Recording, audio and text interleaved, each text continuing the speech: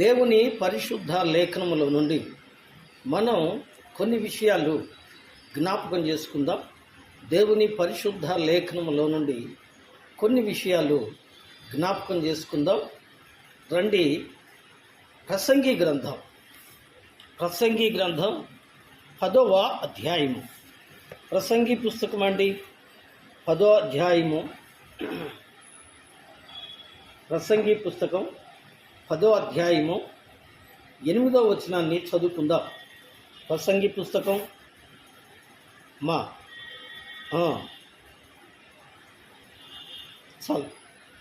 చదవబడిన ఈ లేఖనమును దేవుడు మన కొరకై దీవించును గాక్.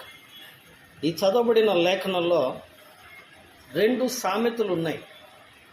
సామెతలు అంటే ఒక వ్యక్తికి తెలియచేయటానికి ఆధారమైన మంచి మాటలు 2 ఉన్నాయి. మొదటి మాట, గొయ్యి తవ్వువాడు దానిలో పడతాడు. దీని అర్థం మనకు బాగా తెలుసు. ఏమండి, గొయ్యి తవ్వేవాడు ఆ గొయ్యిలోనే పడతాడు అంటారు. అయితే అది బాగా అర్థమైన మాటే అయినా రెండో మాట చూడండి. రెండో మాట కొంత మనల్ని ఆలోచింపచేసేదిగా ఉంటుంది. చూడండి, రెండో మాట, గొయ్యి తవ్వువాడు దానిలో పడును, కంచె కొట్టువానిని పాము కరుచును. విన్నరా? కంచె కొట్టువానిని పాము కరుచును. కంచె అంటే ఏమిటి? కంచె అంటే ఏమిటి? కంచె దేవుని కాపుదల, లేదా మనము ఏర్పాటు చేసుకునే కాపుదల. దేవుని కాపుదల ఎంత గొప్పదో, దేవునికి దూరమైనప్పుడు మానవుడు జీవితంలో ఎంత ప్రమాదకరమైన పరిస్థితిలో ఉంటాడో ప్రసంగి ఈ భాగం ద్వారా మనతో మాట్లాడుతూ ఉన్నాడు. ప్రియులారా, అసలు కంచె అనేది ఏమనుకున్నాం? కాపుదల, భద్రత అనుకున్నాం కదండి. సామాన్యంగా ప్రియులారా, కంచె ఎందుకు అవసరం? సాధారణంగా పొలంలో పంట వేసి దాని చుట్టూ కూడా ఆ పంటను ఏ జంతువులో ఏ మనుషులో పాడు చేయకుండా దాని చుట్టూ ఏమేస్తామండి? కంచె వేస్తాం. కంచె అంటే కాపుదల ఏర్పాటు చేస్తాం కదండి. కొన్ని పైర్లు వేసినప్పుడు ఆ పైర్లను మరి అడవి పందులు పాడు చేయకుండా, అంతేకాదు మనుషులు పాడు చేయకుండా కదండి. కూరగాయలు వేసేవాళ్ళు ఏం చేస్తారంటే కూరగాయల పొలం చుట్టూ కంచె ఏర్పాటు చేస్తారు. చుట్టూ బట్ట కట్టడం గోడలాగా, లేకపోతే తీగలాగా వేయటమో, ఎవరు లోపలికి రాకుండా ఇలా ఏర్పాటు చేస్తారు. కొంతమంది ప్రియులారా, మరి క్యాలీఫ్లవర్ పువ్వు, లేకపోతే క్యాబేజీ, ఇటువంటి పంటలు వేసినప్పుడు ఆ పంటలను అడవి పందులు వచ్చి పాడు చేస్తూ ఉంటాయి.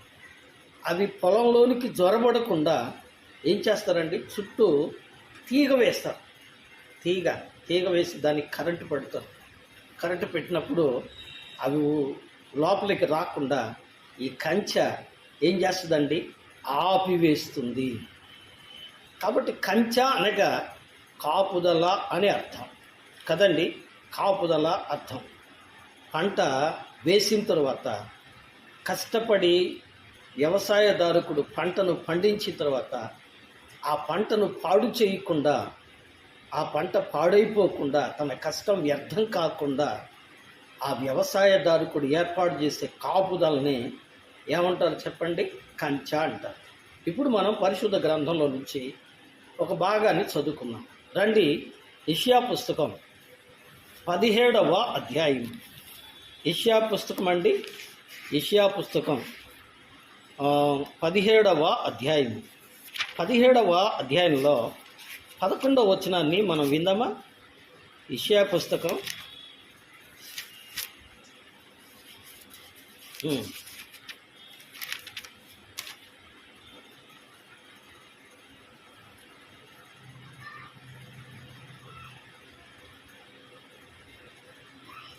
చాలండి. నీవు నాటిన దినమున దాని చుట్టూ ఏం వేసేట? కంచెను వేసేట. పొద్దుననే నీవు వేసిన విత్తనములను పుష్పింపజేసితివి. విన్నరా? చాలా అద్భుతమైన మాట. దేవుడు ప్రియులారా ఒక తోటను నాటి ఆ తోట చుట్టూ ఏమి వేశారండి? కంచె వేశారు. దాన్ని కంచె వేశారు. ఈ కంచెనే ఏమండి? రక్షణ కంచె అంటారు, పరిశుద్ధాత్మ కంచె అంటారు. దీన్నే ఇంకో మాటలో కూడా మనం చెప్పాలి అంటే, ప్రతి మనిషికి సిద్ధాంతము అనే కంచె, పద్ధతి అనే కంచె, మంచి చెడులనే కంచె దేవుడు లేదా తల్లిదండ్రులు ఏర్పాటు చేస్తారు. ఏమండి? కంచె అనగా ఆత్మీయ అర్థం ఏమిటంటే, దైవిక సూత్రాలను అనుసరిస్తూ విశ్వాసులు తాము విత్తిన దాన్ని బట్టి ఆత్మీయంగా ఎంతో ఫలిస్తూ ఉన్నప్పుడు, సాతాను అనే దొంగ ఏమండి వాడు ఆ యొక్క పంటను పాడు చేయకుండా ఆత్మీయంగా ఫలించు వారి మీద పడి వాడు దృష్టి పెట్టి ఆ పంటంతా పాడు చేయకుండా దాని చుట్టూ దానిలో ఉన్న ఆత్మీయ ఆశీర్వాదాలను పాడు చేయకుండా దేవుడు ఏర్పాటు చేసే పరిశుద్ధమైన రక్షణ కంచె, పరిశుద్ధాత్మ కంచె. దీన్నే ప్రియులారా కంచె అంటారు. గమనించండి, లోకంలో ఉన్న వాళ్ళకి బిడ్డలకు తల్లిదండ్రులు ఒక పద్ధతి ఏర్పాటు చేస్తారు. గమనించండి, పద్ధతి ఏర్పాటు చేస్తారు. ఆడపిల్లను బయటికి వెళ్ళకూడదు అంటారు కదండి. గమనించండి, ఆదికాండంలో మనకు ఒక యవనస్తురాలు కనపడదు. మనం ఇదివరకు ధ్యానం చేశాం. మీకు ఆ విషయాలు గుర్తున్నాయో లేదో? ఏమండి? దీనాను తల్లి తండ్రి ఏం చేశారండి? నీవు పద్ధతిగా గుడారంలో ఉండమ్మా అన్నారు. ఏమండి? గుడారము అనేది ఆమెకి కంచె. అందులో ఉంటే నీకు రక్షణ, నీకు మేలు అని చెప్పారు. కానీ ఆ పాప ఏం చేసిందండి? ఆ ఎదురుగా ఉన్న స్త్రీలరా, షెకెములో ఉన్న స్త్రీలు ఎలా ఉంటారో, వాళ్ళ యొక్క స్త్రీలరా అందచందాలు ఎలా ఉంటాయో, వారి యొక్క వస్త్రాలు ఎలా ఉంటాయో, వారు వేసుకునే ఆ యొక్క బంగారు వస్తువులు ఆభరణాలు ఎలా ఉంటాయో చూద్దామని ఆశపడి ఎవరికి చెప్పకుండా వెళ్ళిపోయింది. సొదొమలోకి, షెకెములోకి వెళ్ళిపోయాడు. షెకెము అనగా నలుపు, షెకెము అనగా లోకానికి సాదృశ్యం. ఏమండి? లోకంలో నుండి వేరు చేసిన దేవుడు యోహాను సువార్త 15వ అధ్యాయంలో ప్రభువారు అన్నారు, నేను మిమ్మల్ని లోకములో నుండి ఏర్పరచుకుంటుని. అయితే ఏమంటున్నాడు? మీరు లోకమునకు వేరై రక్షణ పొందుడి. ఏం చేయాలి? లోకస్తులతో కలిసి కాదు. కాబట్టి ఇదొక కంచె, కాపుదల. ఏమండి? పద్ధతి. అయితే ఆ దీనమ్మ ఆ పద్ధతిని దాటిపోయింది. ఆ పద్ధతిని దాటి వెళ్ళినప్పుడు ఏం జరిగిందండి? తన జీవితము చరిత్రహీనమో అయిపోయింది. ఆ వివరాలన్నీ మనకు తెలుసు.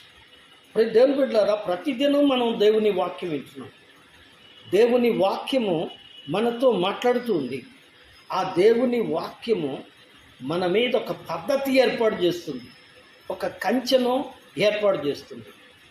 ఆ కంచెలో, ఆ పద్ధతిలో నువ్వు క్రమం తప్పకుండా తొలగిపోకుండా ఉండాలనేది దేవుని వాక్యపు కంచె మీకు నేర్పిస్తుంది. అయితే వాక్యాన్ని మీరితే ఏమవుతుందో చెప్పండి? పాడైపోతాం. ఒకటి, కంచె ఎందుకు వేస్తారు అనే దాని గురించి మనం చెప్పుకున్నాం. రెండవది, కంచె ఎవరు వేస్తారు? కంచె ఎవరు వేస్తారు? దేవుని బిడ్డలారా, దేవుని బిడ్డలమైన మనలో ఆత్మీయ ఆశీర్వాదాలను సాతాను అపహరించకుండా మన చుట్టూ ప్రభు ఏం చేశారండి? రక్షణ కంచెను వేశారు. ఉదాహరణ చూడండి, యోబు గ్రంథం 1వ అధ్యాయము 10వ వచనం. యోబు గ్రంథం 1వ అధ్యాయము 10వ వచనం విందాం. చదవండి.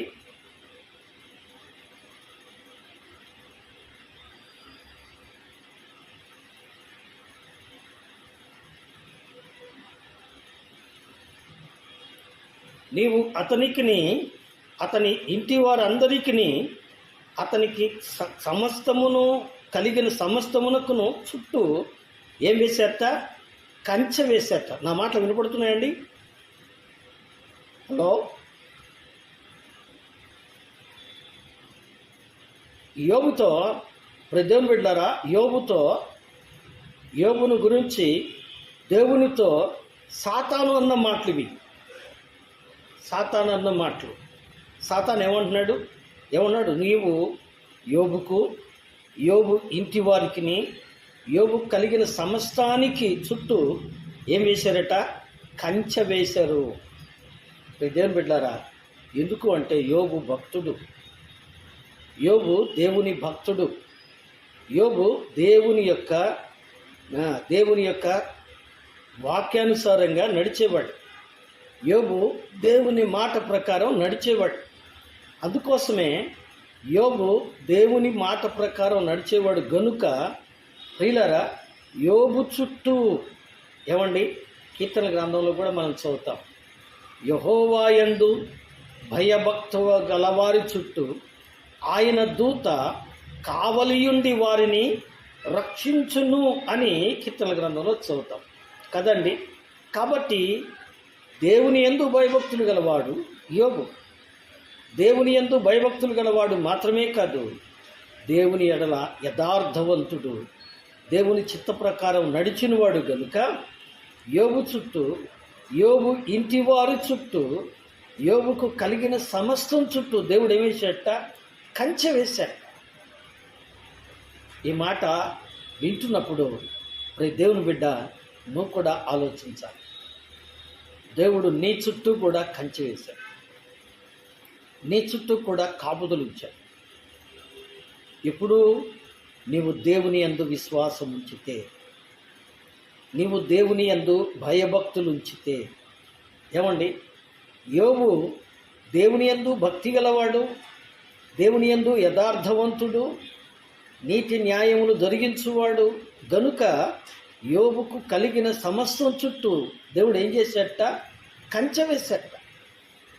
ఏమండి, నిజమే, దేవుడు తన బిడ్డలకు ఏం వేస్తారండి? కంచె వేస్తారు. అలాగే దేవుడు తన స్వరక్తం ఇచ్చిన సంఘం చుట్టూ కూడా. ఇప్పుడు రండి, మత్తయి సువార్త 21వ అధ్యాయము 38వ వచనం. మత్తయి సువార్త అండి 21వ అధ్యాయము.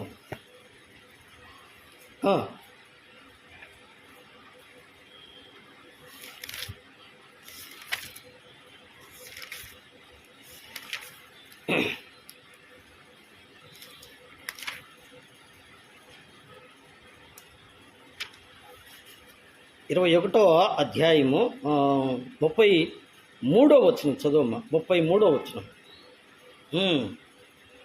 వినుడి.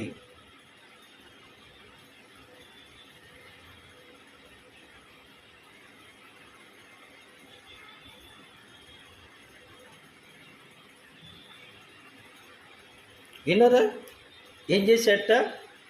ప్రియులారా, గమనించండి, ఏం చేసేట?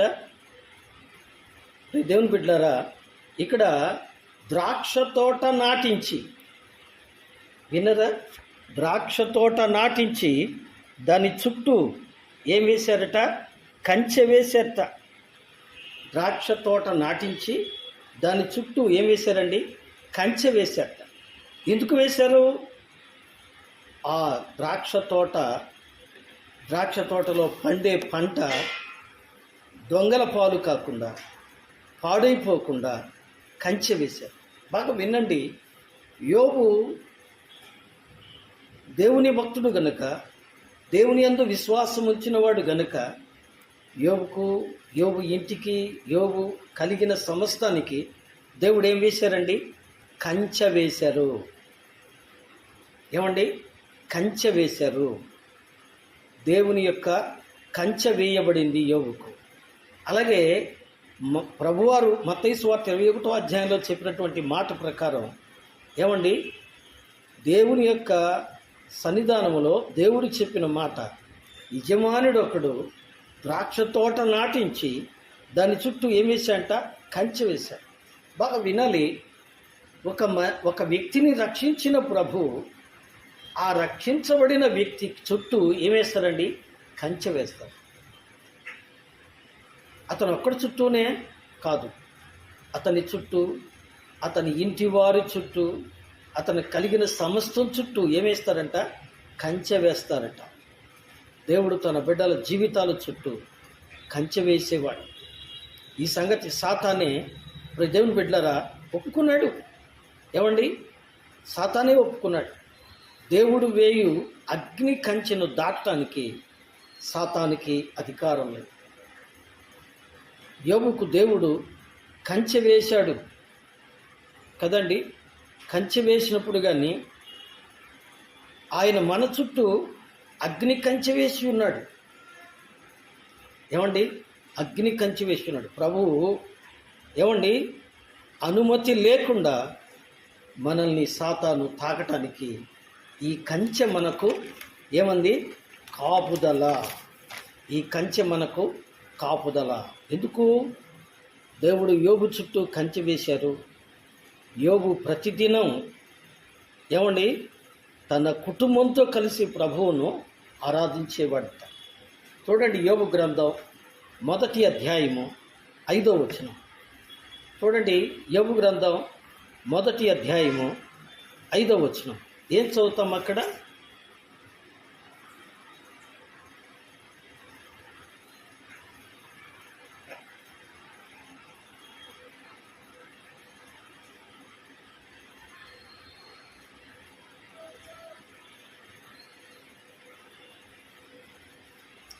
అరుణోదయమున లేచి, వినరా? అరుణోదయమున లేచి వారిలో ఒక్కరి నిమిత్తమై దహన బలిని అర్పిస్తూ వచ్చాను. ప్రతిదినం ఇక్కడ నా మాట మీరు అర్థం చేసుకోవాలి. దేవుని యందు భయభక్తులు గల వారి కుటుంబం చుట్టూ దేవుడు వేసే కంచె ఏంటి చెప్పండి? ప్రార్థన. ఏమండి?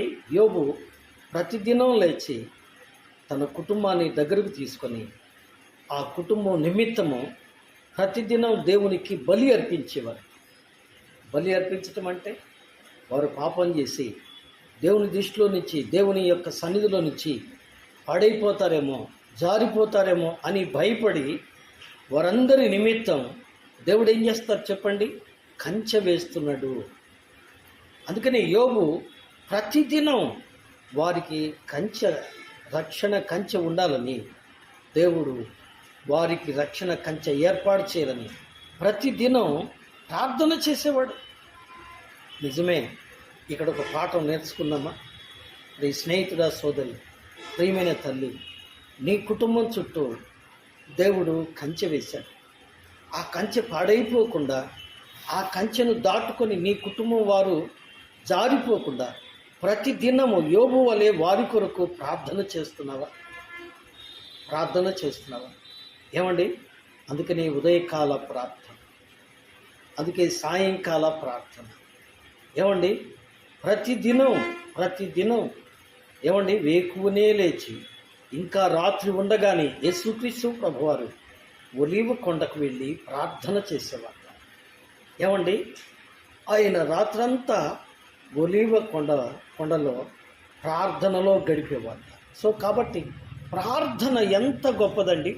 దేవుని చేత వేయబడిన కంచె ద్వారా కలిగే సంరక్షణను బట్టి, ఏమండి, ఇహలోక సంబంధమైన దీవెనలకు బట్టి, ఏమండి, యోబు ఆయన్ని సేవించి ఆరాధిస్తూ ఉండేవాడు. ఆ కంచెను అనగా ఆయన వేసి ఆయన ఇచ్చే దీవెనలు, దేవుడిచ్చే దీవెనలు, ఆ సంరక్షణ తన కుటుంబం దాటిపోకుండా ప్రతిదినం దేవునికి ప్రార్థన చేసేవాడు. కాబట్టి దేవుని కంచె, దేవుని కాపుదల మనం కాపాడుకోవాలి. యోబు మనకు నేర్పిస్తుంది. దేవుని సన్నిధిలో ఆ బిడ్డలు పాడైపోతారేమో, దేవుని సన్నిధిలో ఆ బిడ్డలు జారిపోతారేమో అని ప్రతి ఒక్కరి నిమిత్తం ప్రార్థన చేసేవాడు. బాగా వినండి. ఇప్పుడు మనం 2 విషయాలు మనం చెప్పుకున్నాం. ఒకటి, కంచె ఎందుకు?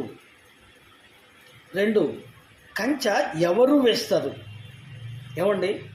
మూడవది ప్రియులారా, కంచెలలో ముళ్ళ కంచె అతి భయంకరమైనది. ఈ ముళ్ళ కంచె ఎవరు తెచ్చుకుంటారు? రండి దేవుని వాక్యంలోనికి వెళ్దాం. సామెతల పుస్తకం 15వ అధ్యాయం. సామెతల పుస్తకం అండి 15వ అధ్యాయము 19వ వచనాన్ని విందాం. 19వ వచనం.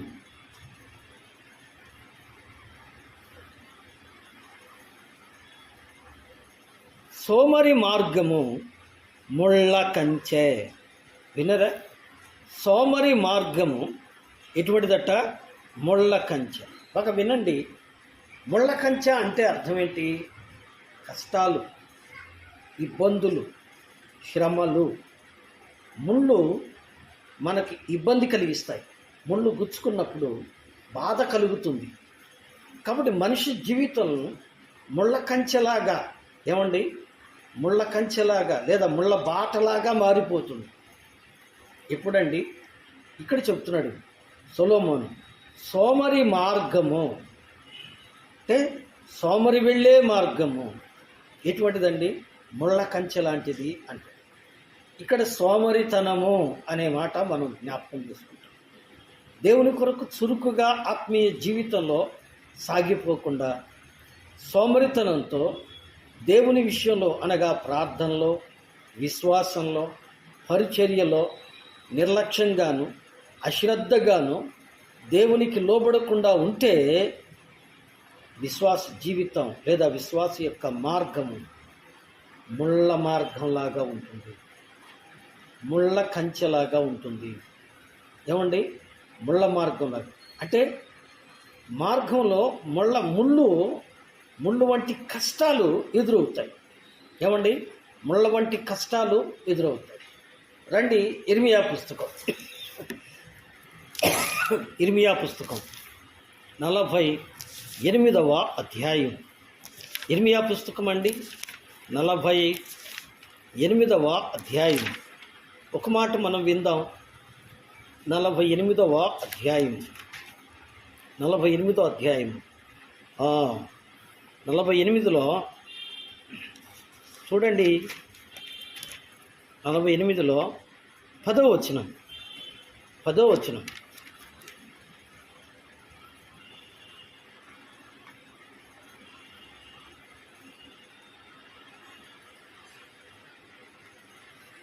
వినరా? ఏమంటున్నాడు ఇక్కడ? యెహోవా కార్యమును అశ్రద్ధ చేయువాడు ఒకటి, రక్తం వార్చకుండా ఖడ్గము దూయివాడు. ఏమండి? చాలామందికి శ్రమ లేకుండా ఫలితం రావాలి. గమనిస్తున్నారా? చాలామందికి ఏం కావాలి చెప్పండి? శ్రమ లేకుండా ఫలితం కావాలి. ఎందుకంటే వారు సోమరులు. ఏమండి?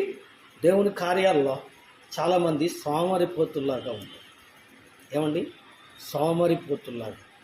యెహోవా కార్యములు అశ్రద్ధ చేయువాడు శాపగ్రస్తుడు. సోమరికి ఎప్పుడు కూడా సోమరుడికి పనులన్నీ కూడా ఎలాగుంటాయి? ఏమండి? కష్టాల్లాగా అనిపిస్తాయి. కొంతమందికి మరి ఏమండి తినడం కూడా ఇబ్బందే. ఏమండి? కొంతమందికి ప్రార్థన చేయటం కూడా ఇబ్బందే.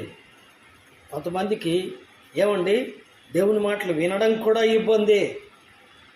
ఇంతసేపా? ఏమంటారు చెప్పండి? ఇంతసేపా? ఎందుకంటే ఇది ఆత్మీయ సోమరి తత్వం. ఏమండి? ఆ సోమరుడు ఏమండి ఏమీ సాధించడు. ఎందుకో తెలుసా అండి? రక్తం ఓర్చకుండా కత్తి దూయివాడు ఏమైపోతాడండి? శాపగ్రస్తుడైపోతాడు. శ్రమపడాలి. ఏమండి? శ్రమపడాలి. దేవుని వాక్యంలో నుంచి ఒక మాట నేను మీకు జ్ఞాపకం చేస్తాను. రండి రోమీయులకు రాసిన పత్రిక 8వ అధ్యాయం. రోమీయులకు రాసిన పత్రిక 8వ అధ్యాయం. 8వ అధ్యాయంలో ఒక చక్కని మాట నేను మీకు జ్ఞాపకం చేస్తాను. రైట్. 8వ అధ్యాయము మరి 17వ వచనం, రైట్, 17వ వచనం.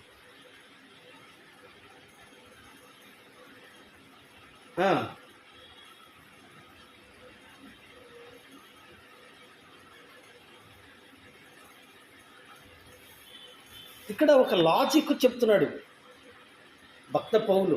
ఏమన్నాడు? మనం దేవుని పిల్లలమే కాదండల్లా, మనం దేవుని పిల్లలము, దేవుని రాజ్యానికి వారసులమే కాదనలేదు. కానీ క్రీస్తుతో కూడా మహిమ పొందాలి అంటే ఏం చేయాలి చెప్పండి? క్రీస్తు కొరకు శ్రమ పడాలి. వినరండి? క్రీస్తు కొరకు శ్రమ పడాలి. ఏమండి? శ్రమలకు ఓర్చలేని జీవితం సోమరి జీవితం. దేవుని సన్నిధానంలో దేవుని బిడ్డలమైన మనం ఎల్లప్పుడూ ఏం చేయాలండి? హెబ్రీ పత్రికలో మనం చూద్దాం. విశ్వాసములకు కర్తయు దాన్ని కొనసాగించువాడునైనా యేసు వైపు చూచుచూ మన ఎదుట ఉన్న పందిరంగములో ఏం చేయాలండి? ఓపికతో పరుగెత్తాలి. యేసు వైపు చూచుచూ. ఎందుకు చూడాలి యేసు వైపు? యేసు వైపు ఎందుకు చూడాలి అనగా, దేవుని బిడ్డలారా, యేసు మన కొరకు పొందిన శ్రమలు, యేసు మన కొరకు పడిన శ్రమలు మనం జ్ఞాపకం చేసుకోవాలి. ఏమండి? మనము ఏమండి దేవుని యొక్క సన్నిధానములో దేవుని బిడ్డలంగా ఇప్పుడు రండి మరొక మాట జ్ఞాపకం చేసుకుందాం. హెబ్రీలకు రాసిన పత్రిక, హెబ్రీలకు రాసిన పత్రిక అండి, హెబ్రీలకు రాసిన పత్రిక అండి. ఇక్కడ ఒక మాట మనం చదువుతాం. 12వ అధ్యాయము, హెబ్రీలకు రాసిన పత్రిక 12వ అధ్యాయం 3-4 వచనాలు, 3-4 వచనాలు విందాం.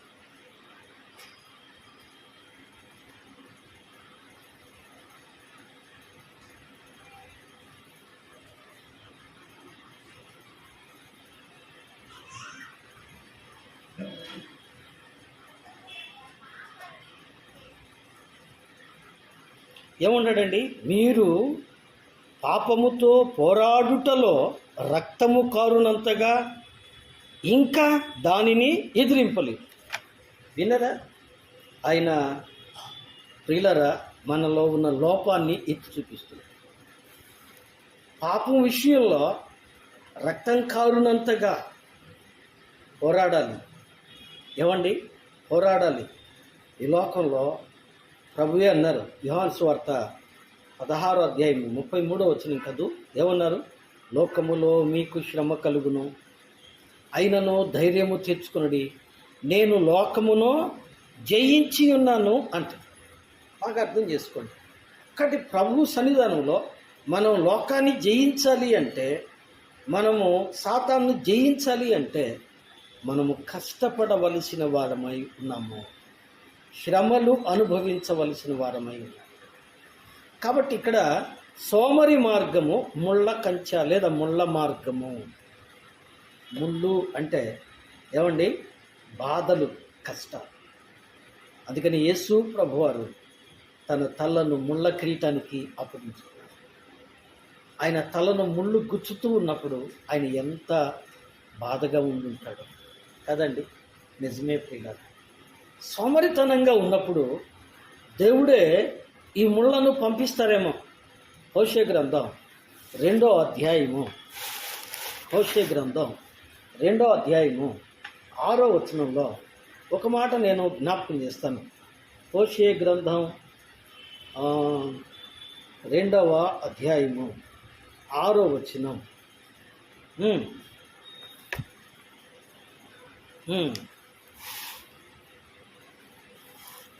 చాలండి.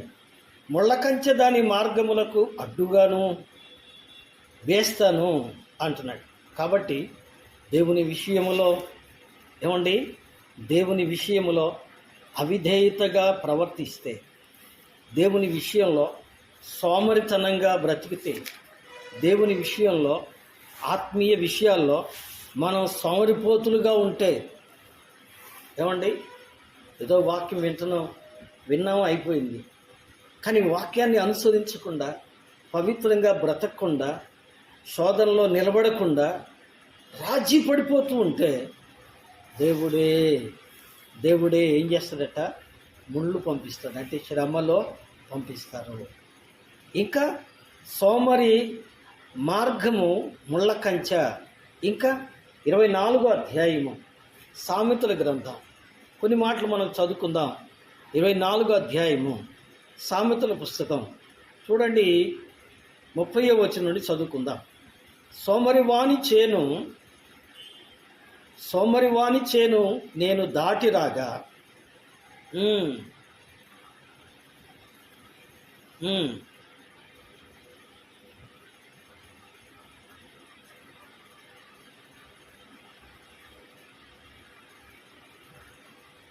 చాలండి. సోమరివాని చేను ఎలా ఉందట, దాని కంచె పడివేయబడి ఉంది, దాంట్లో ముళ్ళ తుప్పలు దూలగుండ్లు మొలిసినాయి, దాని చుట్టూ వేసిన రాతి కూడా పడద్రోయబడి ఉంది. ఏమండి, ఎంత దయనీయమైన పరిస్థితి. ఎందుకు అంటే చాలామంది ఏమంటారు, ఏందన్నా మా కుటుంబాల్లో ఎన్ని కష్టాలన్నా, మాకెన్నో శ్రమలన్నా, శ్రమల గుండా వెళుతున్నామన్నా, సమస్యల గుండా వెళుతున్నామన్నా, దేవుడు మమ్మల్ని పట్టించుకోలేదు, ప్రార్థన చేయండి అన్నా అని చాలామంది చెప్తూ ఉంటారు. అప్పుడు దేవుని బిడ్డలారా, నేను వారికి చెప్పేది ఏంటంటే, మీరు ప్రార్థనలో కొంచెం తక్కువయ్యారు. ప్రార్థన అంటే మామూలు ప్రార్థన కాదు. ఏం చేయాలి? పరీక్షించుకోవాలి. ఈ శ్రమలు నాకు ఎందుకు వస్తున్నాయి? ఎందుకు వస్తున్నాయంటే, నీవు విశ్వాసివై ఉండి దేవుని విషయంలో సోమరివయ్యావు. సోమరితనం పాడైపోతుంది, విశ్వాస జీవితం పాడైపోతుంది, కుటుంబ జీవితం పాడైపోతుంది. ఇందాక చదివాము, యోబు తన బిడ్డల కోసం ప్రతిదినం ఒక్కొక్కరి దగ్గర బలి అర్పించేవాడట. ఎందుకు? బిడ్డలెవ్వరూ పాడైపోకూడదు, బిడ్డలెవ్వరూ దాటిపోకూడదు ఆయన ఉద్దేశం. కానీ బిడ్డలు పాడైపోతున్నారు. ఏం కారణము అంటే, వారు ఒక్కొక్కరి కొరకు నీవు ప్రార్థన చేయవలసిన ప్రార్థనలా. ఏం ప్రార్థన చేసేదన్నా, డ్యూటీకి వెళ్ళొచ్చాను, పనికి వెళ్ళొచ్చాను, ఊరికి పోయి వచ్చాను, అలిసిపోయింది ప్రాణం, తిన్నాను, పడుకున్నాను. ఎప్పుడైతే ప్రార్థన అనే కంచెను లూజ్ అయిపోయిందో సాతాను కాసుకొని ఉంటాడు. ఎలా ఉంటాడట? నీ విరోధి అయిన అపవాది గర్జించు సింహం వలె ఎవరిని మింగుదునని వెతుకుచో తిరుగులాడుచున్నాడు. విన్నారా? గమనించండి. కాబట్టి ఇక్కడ 3 విషయాలు మనం నేర్చుకున్నాం. మొదటిది, కంచె అనేది ఎందుకు? కంచె అంటే కాపుదల అనుకో. రెండవది, కంచె ఎవరు వేస్తారు? దేవుడు వేస్తాడు. ఆ కంచెను మనం ప్రార్థన ద్వారా నిలుపుకోవాలి. ముళ్ళ కంచె శ్రమల జీవితానికి, ఆత్మీయ జీవితంలో సోమరితనానికి సాదృశ్యం. 4వది, ఈ కంచెను కొట్టువాడు. ఇందాక మనం చదువుకున్నాం కదండి, ప్రసంగి అన్న 10వ అధ్యాయం 8వ వచనం 2వ భాగంలో. కంచె కొట్టువాడు. ఈ కంచె కొట్టేది ఎవరు? కంచె వేసేది దేవుడు అనుకున్నాం. బాగా అర్థమవుతుందండి. కంచె వేసేది దేవుడు అనుకున్నాం. ఈ కంచెను కొట్టేది ఎవరు? ఏమండి, నిజమే. ఇంట్లో గుడ్లు బస్తాలు, లేకపోతే బియ్యం బస్తాలు, కందుపోపు బస్తాలు, ఆహార పదార్థాలు దాచిపెట్టిన గోతాలను ఎవరు కొడతారండి? ఎలుకలు కొడతాయి కదండి. ఎలుకలు కొడతాయి, మనం పట్టించుకోము. అవి లోపల పనిచేస్తాయి. ఏమండి, శుభ్రంగా కొట్టి అందులో ఉన్నదంతా పాడు చేసి అది తినేది ఒక గింజ. ఏమండి, మొత్తం పాడు చేస్తుంది కదండి. నిజమే. మానవుడు తన పాప క్రియలను బట్టి దేవుడు తన చుట్టూ వేసిన కంచెను తానే కొట్టి వేసుకుంటాడు. ఏమండి, ఉదాహరణ లూకాసు వార్త 15వ అధ్యాయము 13వ వచనాన్ని చదువుతాను. లూకా రాసిన సువార్త 15వ అధ్యాయము 13వ వచనంలో, ప్రియులారా,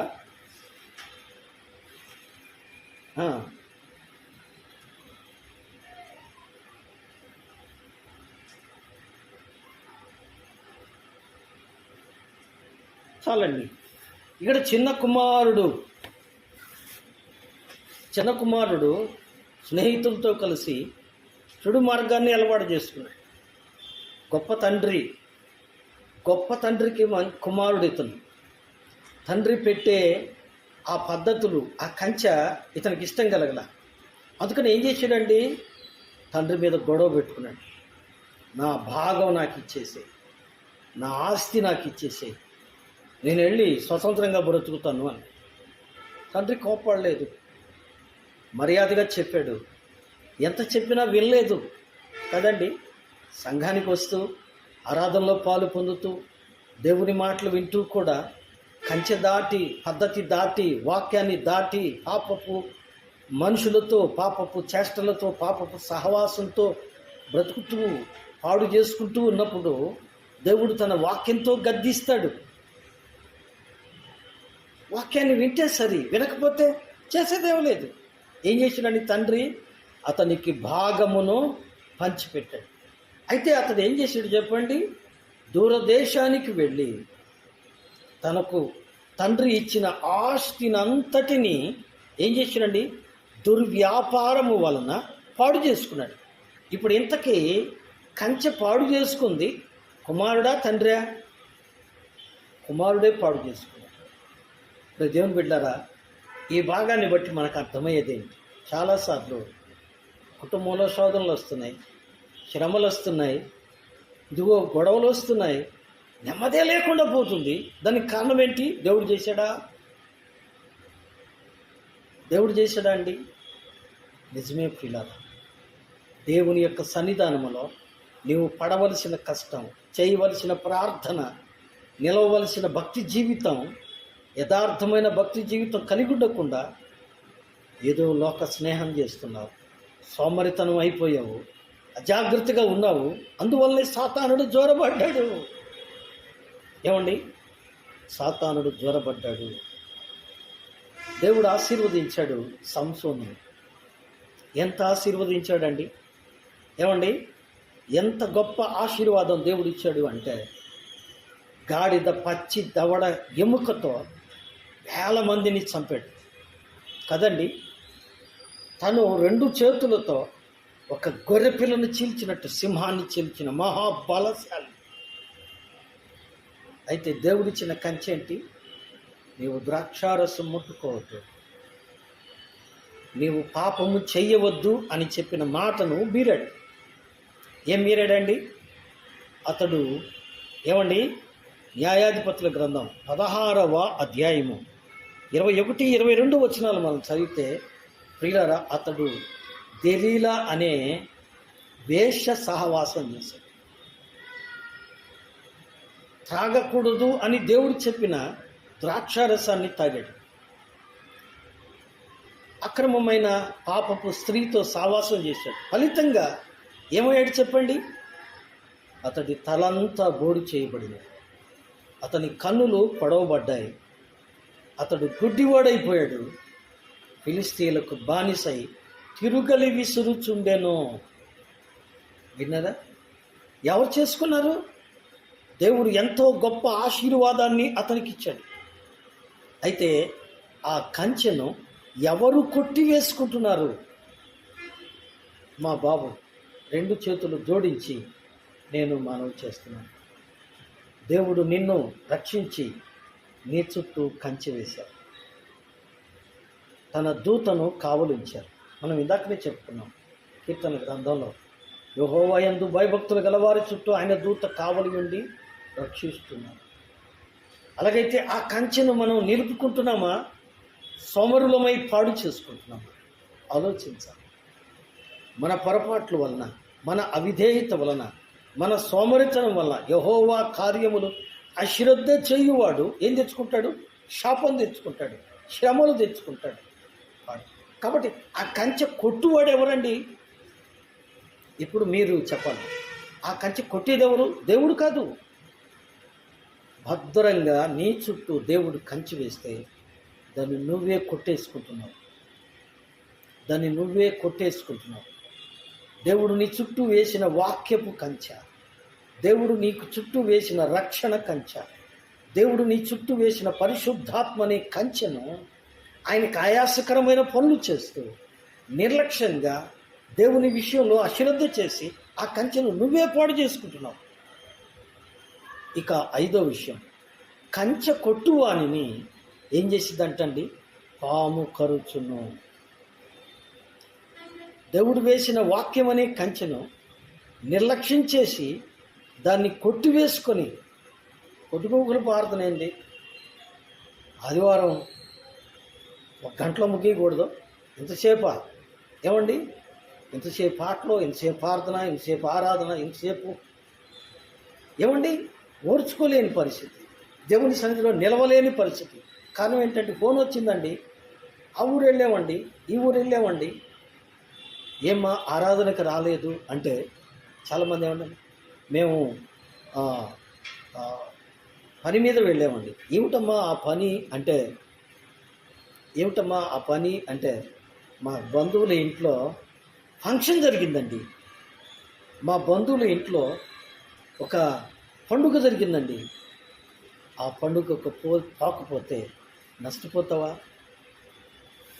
అక్కడికి వెళ్ళావు, దేవుని సన్నిధిని నిర్లక్ష్యం చేసావు, సాతాను నీ వెనకే తెచ్చుకున్నావు, నీ ఇంట్లోకి, నీ కుటుంబంలోకి. అవసరమా అండి? దేవుని వాక్యమును అనే కంచెను నిర్లక్ష్యం చేసి కొట్టివేసినప్పుడు సాతానుడు త్వరగా జ్వరబడతాడు. ఆదికాండం 3వ అధ్యాయము 4-5 వచనాలు మనం విందాము. ఆదికాండం 3వ అధ్యాయము 4-5 వచనాలు. దేవుని మాటను నిర్లక్ష్యం చేసిన ఆ తల్లి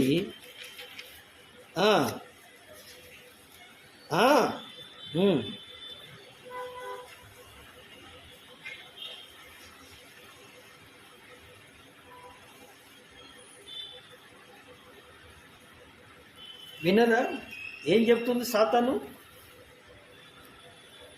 ఏం 1 వారం పోకపోతే కదండి, ఆ మాట మీకు అర్థమవుతుందా?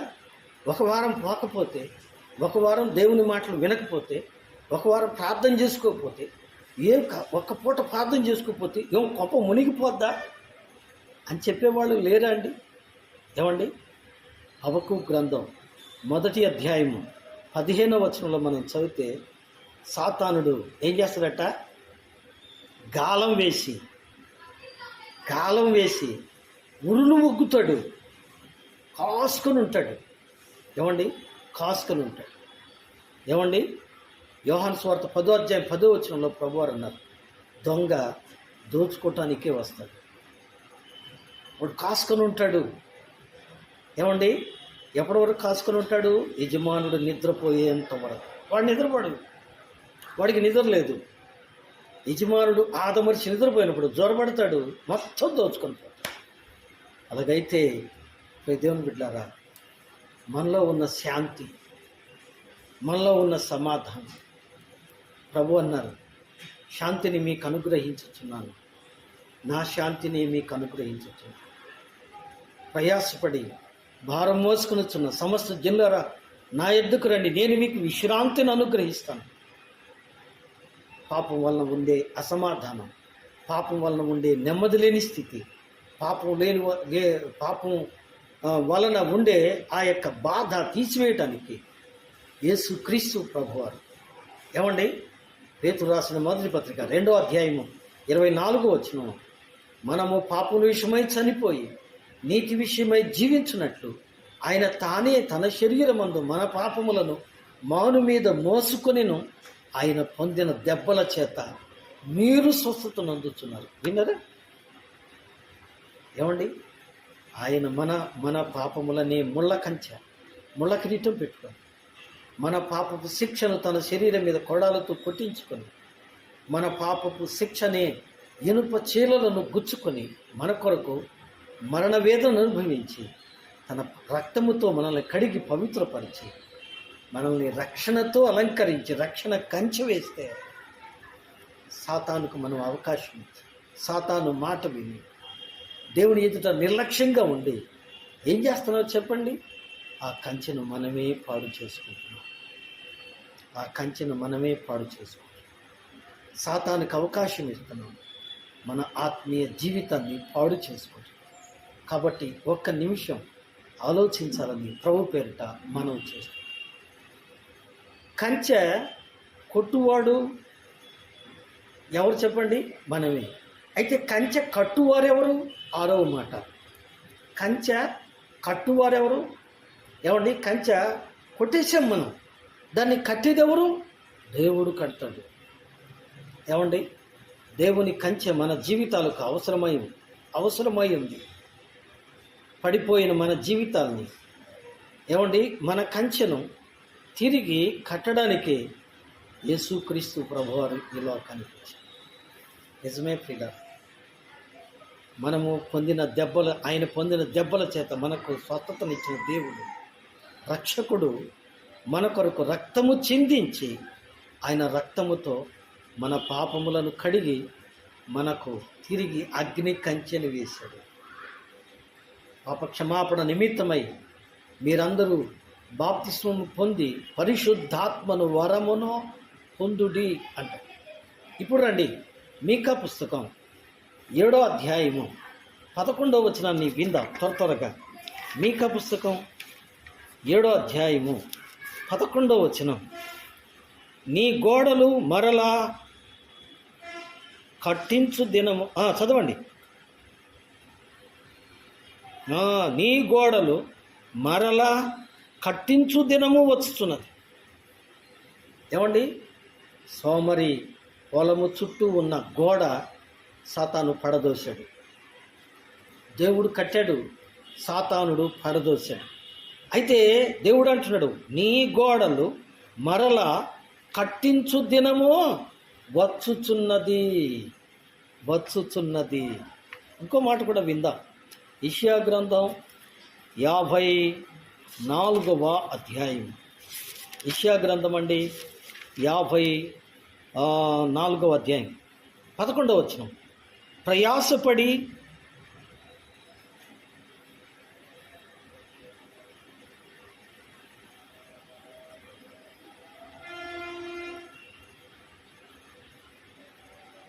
చాలమ్మా వినండి, అంటే ఈ భాగం అంతా చదువుకోవచ్చు, తప్పలేదు.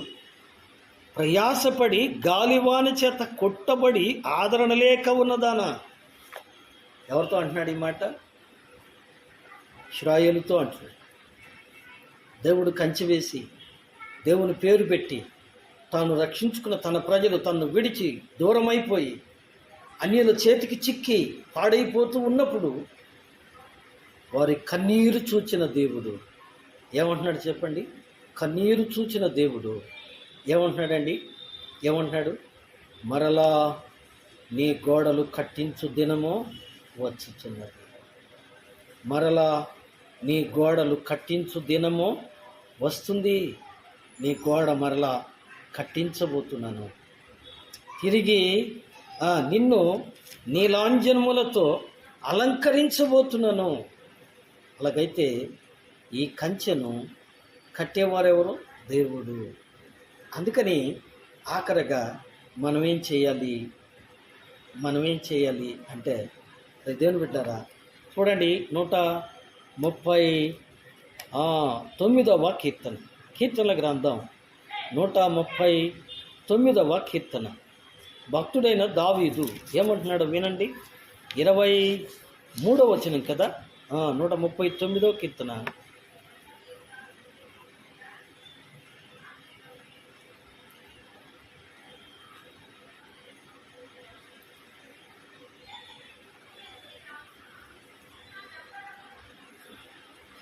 ఇదొక ప్రార్థన. గమనించారా? ప్రార్థన చేస్తున్నాడు. ఏమంటున్నాడు? దేవా నన్ను పరిశోధించు. ఏమండి, నేను పదే చెప్తున్నాను. ఈ మాట చెప్తున్నప్పుడు కొంతమంది కోపం కూడా వస్తుంది, నేను కాదంటలేదు. ఏమండి, మా దగ్గర శనివారం విజ్ఞాపనకు వచ్చేవాళ్ళు, ఆదివారం కూడా కొంతమంది ఇదే ప్రార్థన చేస్తారులేండి. ఏమని ప్రార్థన? ప్రభువా, ఒకవేళ నేను ఏదైనా పాపం చేసినట్టు నీకు అనిపిస్తే, నాలో ఏమైనా పాపం ఉన్నట్టుంటే క్షమించు. ఏమండి, క్షమించు కదండి. పాపం చేయలేదా? ఎరగవా?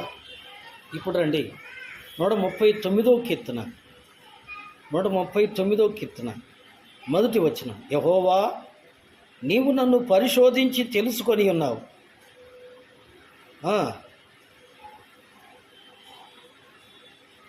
తెలియను.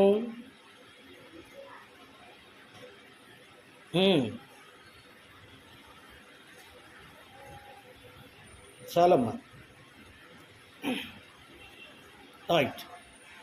ఈ భాగాన్నంతా చదువుకుంటూ పోతే ప్రియులారా చూడండి, 8వ వచనం. నేను ఆకాశమునకు ఎక్కినను నీవక్కడున్నావు, నేను పాతాళమందు పండుకునను నీవక్కడున్నావు. నేను ఎక్కడ పోయేదయ్యా? ఏమండి, దేవుడికి తెలియకుండా ఎక్కడ దాక్కుంటాం? ఎందుకు ఈ మాట చదివించాను అంటే, మన పొరపాట్లు దేవుడికి మాత్రమే తెలుసు, మనకు తెలీదా? ఏమండి, అమ్మ కూర వండింది, అమ్మ తినకుండానే ముందు మనకు వడ్డించింది, మనం తిన్నాం. ఆ రుచి అమ్మకు తెలుసా, మనకు తెలుసా? ఎవరు తిన్నారో వాళ్ళకి తెలుసు కదండి. ఆ టేస్ట్ అనేది పొరపాటు ఎవరు చేశారో వారికి తెలుసు. కానీ ఏం చేస్తాం? ఏమండి, we want cover that, cover చేసుకుంటూ ఉంటాం. దేవుడితో కూడా కవర్ చేస్తామా? ఆలోచించండి. దేవుడితో కూడా కవర్ చేస్తామా? కొంతమంది దేవుడి దగ్గర ఇదే ప్రార్థన చేస్తారు. ఏమని? ప్రభువా, నేను పొరపాటు చేశానని నీకు అనిపిస్తే నా దేవా నన్ను పరిశోధించు, నన్ను పరిశీలించు. ఏమండి, ఇంకో మాట, కీర్తనల పుస్తకం 32వ అధ్యాయం. కీర్తనల పుస్తకం అండి 32వ అధ్యాయం 32వ అధ్యాయం చదువమ్మా. కీర్తనల గ్రంథం ఏమండి, ఇక్కడ అంటాడు, నా దోషమును కప్పుకొనక. 5వ వచనం, నీ ఎదుట నా పాపమును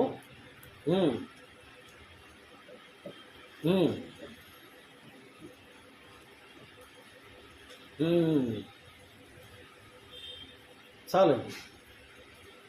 యెహోవా, నీకే వ్యతిరేకంగా నేను పాపం చేశాను అంటాడు దాడు కదండి. నిజమే. మనం దేవుని సన్నిధిలో మన పొరపాట్లు ఒప్పుకొని, మనం దేవుని సన్నిధిలో మన జీవితాన్ని సరిదిద్దుకొని తిరిగి దేవుని పాదాల దగ్గరకు వస్తే పడిపోయిన కంచె, పడిపోయిన ఆ యొక్క గోడ తిరిగి దేవుడు కడతాడు, మన లోపాలను సరిదిద్దుతాడు. ఒకవేళ అలా కాకుండా మన ఇష్టానుసారంగా ఉంటే, ఏమండి, మన ఇష్టానుసారంగా ముగింపులో 1-2 మాటలు నేను చదివి ముగిస్తాను, నేను చదువుతాను. యెషయా పుస్తకం 5వ అధ్యాయం. యెషయా పుస్తకం అండి 5వ అధ్యాయం. చాలా సమయం అయింది అనుకుంటాను. యెషయా పుస్తకం 5వ అధ్యాయము 5వ వచనం. ఆలోచించుడి, నేను నా ద్రాక్ష తోటకు చేయబోవు కార్యమును మీకు చెప్పేదను. నేను అది మేసివేయబడినట్లు దాని కంచెను కుట్టివేసేదను, అది త్రొక్కబడినట్లు దాని గోడను పడగొట్టి దాన్ని పాడు చేసేదను. అది శుద్ధి చేయబడదు, హారతో త్రవ్వబడదు. దానిలో గచ్చపొదలను బలురక్కసి చెట్లను బలిసియుండును. ఎవరు అంటున్నారండి ఈ మాట? దేవుడు అంటున్నాడు. ఎందుకు? దేవుడు ద్రాక్ష తోట వేశాట. వేసి ఏమండి, మంచి చక్కని ఫలములు ఫలించాలి అని ప్రభు కోరుకున్నారట. కానీ ప్రియులారా, ఏం ఫలాలు ఫలించినాయండి? ఏం ఫలాలు ఫలించినాయి? జబ్బు ఫలాలు. ఏమండి, కారు ద్రాక్షలు ఫలించెను అని చదువు. నిజమే. దేవుని రక్షించుకొని నీవు దేవునికి ఉపయోగపడాలని, నీవు దేవుని బిడ్డగా దేవునికి మహిమకరంగా బ్రతకాలని దేవుని నువ్వు ఏర్పాటు చేస్తే, దేవుని సన్నిధిలో మనం ఎలా ఉంటున్నామంటే, ఏమండి, కవరింగ్ పర్సన్స్ అయిపోయింది. దాన్ని బట్టి దేవుడు ఏం చేస్తాడండి? ఆయనే కంచెను పాడు చేస్తాడు.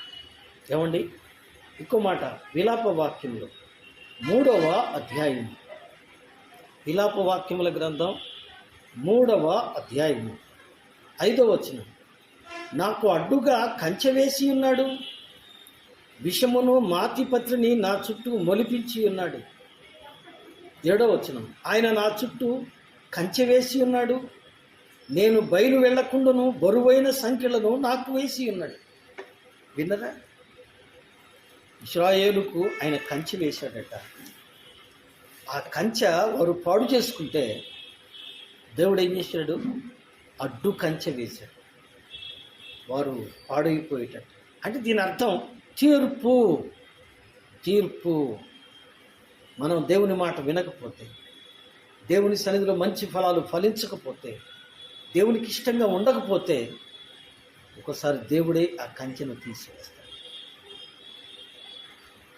మనం పడగొట్టుకున్న కంచెను తాను కొడుతూ ఉంటే, మనం దేవుని మాట విని మంచి ఫలాలు ఫలించకపోతే, దేవుడే కంచెను తీసివేస్తే ఏమవుతామండి? ఆత్మీయ భ్రష్టులమని. కాబట్టి ఇక్కడ మనం చదువుకున్న ఈ ఒక్క మాట నేను ముగిస్తాను. కంచె కొట్టువానిని పాము కరుచును. కంచె దేవుని కాపుదల, రక్షణ కంచె, వాక్యపు కంచె, క్రమమనే కంచె, పరిశుద్ధత అనే కంచె, వాక్యానుసారమైన భక్తి జీవితం అనే కంచె. అది దేవుడు ఏర్పాటు చేశాడు.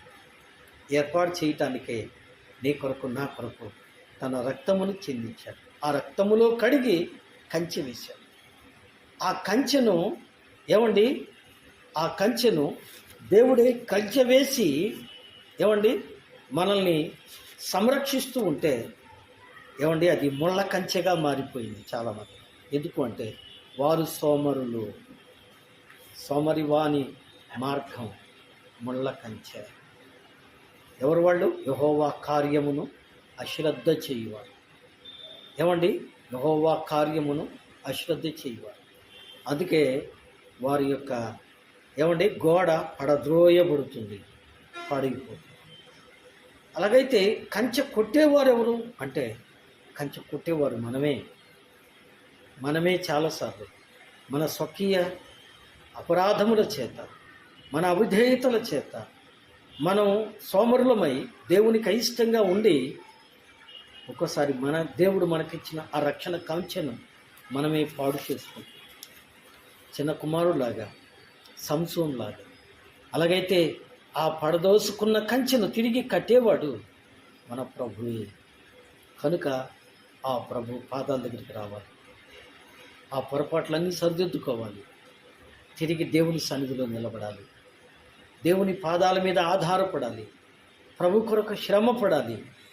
అప్పుడు దేవుడు మన చుట్టూ కంచె వేసి మనల్ని పరిశుద్ధతతో నింపుతాడు.